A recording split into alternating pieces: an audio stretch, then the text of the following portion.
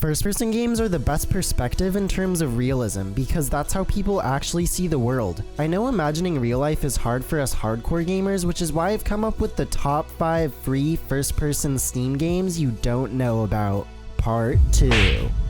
Wild Dive is a first-person platformer where you dodge obstacles as you make your way through a hazardous jungle. You play as a ferret who was raised by birds, so when it's time to learn how to fly, he obviously can't, sending you on a fast-paced platforming adventure. The gameplay is a lot like a runner in that you're always moving forward. You can't jump with a button push, but will automatically jump whenever you reach the edge of a platform. You still have a lot of movement options despite this, as you can wall run, which chains well with your ability to pull yourself towards these floating pink balloons. While on the ground, you can dash sideways, which turns the game into a more flexible lane-based runner. Movement is blisteringly fast, so you always have to look ahead to see oncoming obstacles like blockades to slide under or platforms to jump between. It never gets frustrating though because there's a checkpoint before every section, and figuring out how to progress is part of the fun. The game has multiple paths you can take in every level, which not only makes them replayable, but the harder paths have better collectibles that get you more points. After each level, you're scored based on the points you get from collectibles and on your time. I'm a bird. If you're looking for a vibrant first-person platformer with fast-paced runner-inspired mechanics, then I recommend Wild Dive. Lust from Beyond Scarlet is a disturbing survival horror game with elements of eroticism and occultism. You play as a sex addict named Adam who tells a therapist what happened to him and his horrifying backstory. So many horrific monsters everywhere. What he just told the therapist you then experience in a playable flashback. He went to an abandoned theater thinking he was gonna hook up with the girl, only to be used by an occult, making him do trials in the realm known as Lustka. The game is centered around finding items and then using those items to progress. You may be solving an environmental puzzle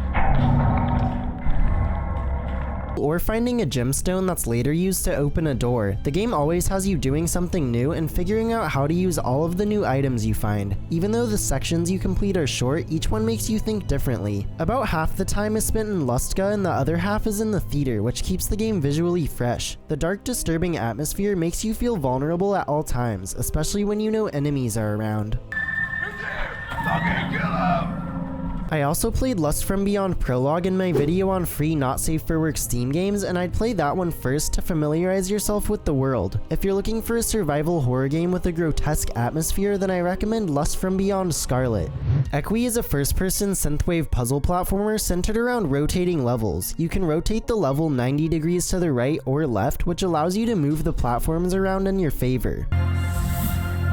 It's generally a slower-paced puzzle platformer as there's usually no enemies, which allows you to take your time to figure out how to progress. There is one enemy in certain levels that hones in on you, so you have to move or rotate away from it. There's also other hazards like red boxes and red goo you have to avoid. Some environmental elements do help though, like these platforms that give you extra movement speed on top of your sprint. Certain levels require trial and error as you have to learn the pacing of where to jump off a platform as you time the rotation of a level. The game is very momentum based as you can time the rotation of the level with your jump for extra speed.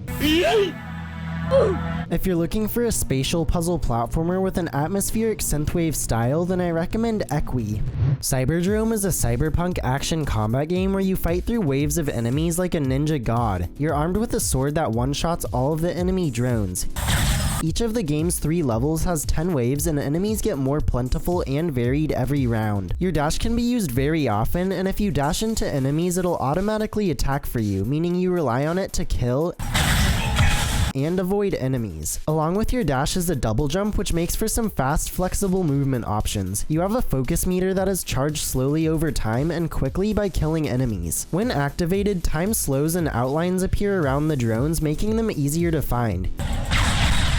Your health is also charged by killing enemies, which incentivizes aggressive play. The different drones all attack differently. The blue drones, for example, have a shield so they can only be killed from behind, and the green ones toss bombs for their attack but restore extra health when they're killed. The amount of drones in later rounds can overwhelm you quickly if you're not careful, so you have to be aware of your surroundings and constantly on the move. Each of the 3 levels have a fun layout with lots of verticality to make use of your jumps. If you're looking for a fast-paced action fighter, then I recommend Cyberdrome.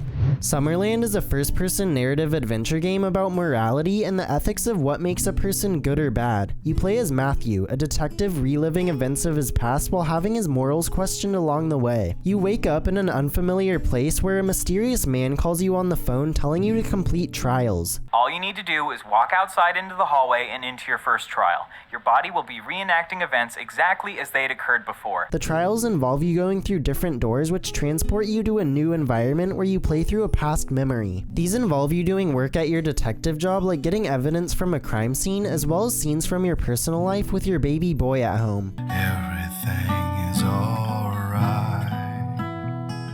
The gameplay was mainly a means to drive the story forward, but I enjoyed its logic-based design as you'll have to look for specific items you need to progress. Without spoiling anything, I'll just say he's a morally mixed character, making you question whether or not he's really a good or bad person. Losing his job is a constant threat due to budget cuts. He can't afford his bills or the pills he needs for his declining health, so he's constantly juggling his personal and professional life. Damn it! I need pills.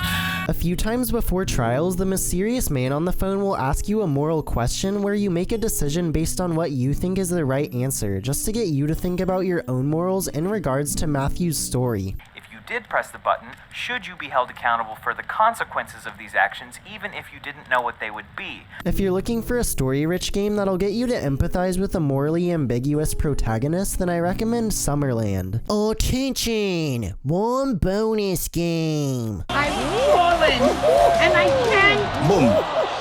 Rico Jump is a level-based platformer where you navigate obstacle courses. The platforming is very momentum-based, which makes it extremely difficult during longer stretches. The platforming mainly consists of bounce pads that will launch you into the air. Then you have to control your momentum to dodge obstacles and reach the next checkpoint. You can never be too sudden with your movements because the faster you look, the more speed you'll lose, though you can strafe in the air along with looking around, which adds a bit of extra control. If you're looking for a difficult momentum-based platformer, then I recommend Rico Jump. Those were the top 5 free first-person Steam games you didn't know about. Part 2. I'll have part 1 to this video as well as my playlist of free Steam games you don't know about linked in the description. Thanks for watching and don't forget to like and subscribe to keep up with this ongoing series.